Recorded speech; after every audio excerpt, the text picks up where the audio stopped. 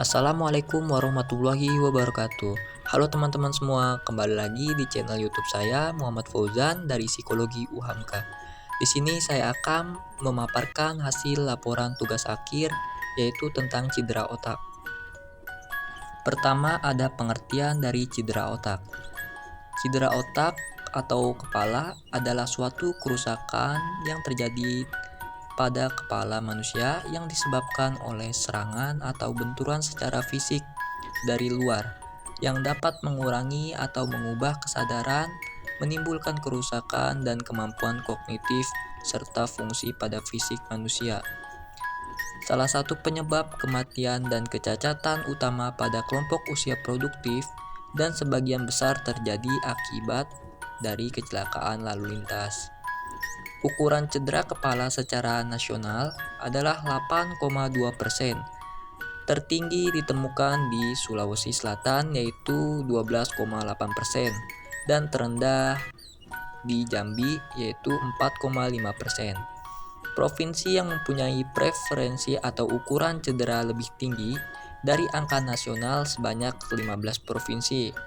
Penyebab terbanyak terjadi yaitu jatuh 40,9% dan kecelakaan sepeda motor 40,6%, yang diikuti selanjutnya penyebab karena benda tajam atau tumpul yaitu 7,3%, transportasi darat 7,1%, dan kejatuhan yaitu 2,5%.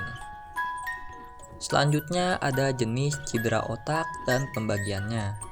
Cedera kepala atau otak terbagi menjadi beberapa kategori nih. Ada cedera kepala ringan, ada cedera kepala sedang, dan yang berat. Contohnya, cedera kepala seperti hematoma epidural, subdural hematoma, dan ranium cerebri atau memar pada otak. Ada juga yang kita sebut sering dengar geger otak, dalam bahasa biopsikologinya yaitu comotio cerebri. Selanjutnya ada klasifikasi kerusakan pada otak manusia nih. Yang pertama ada kerusakan otak vokal akibat dari tipe cedera secara kontak langsung.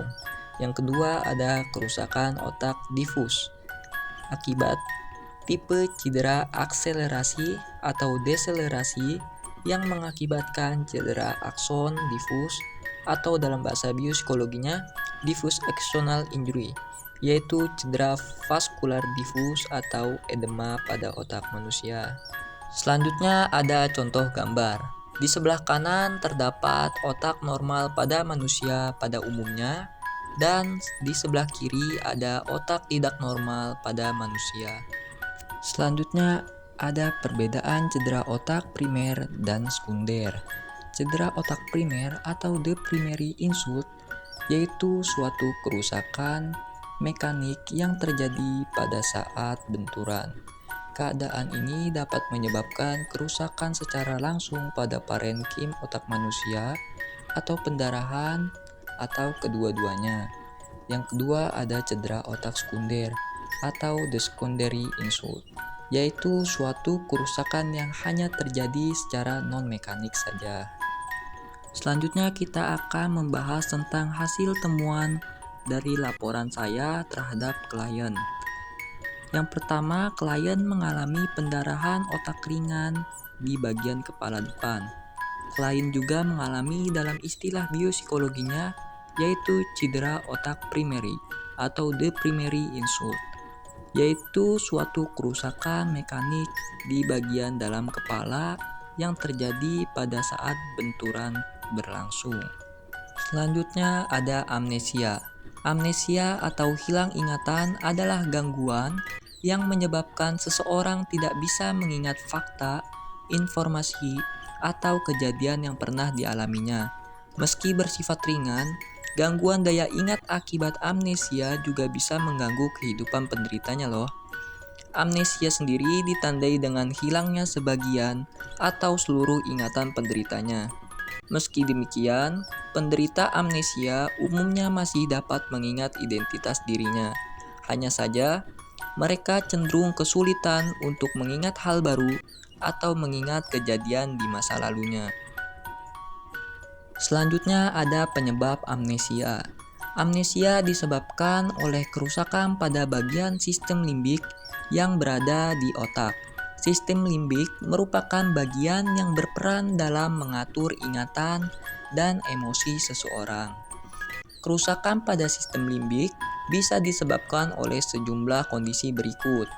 Yang pertama ada stroke, yang kedua ada cedera pada kepala, misalnya akibat kecelakaan, ensefalitis, atau peradangan otak, dan lain sebagainya.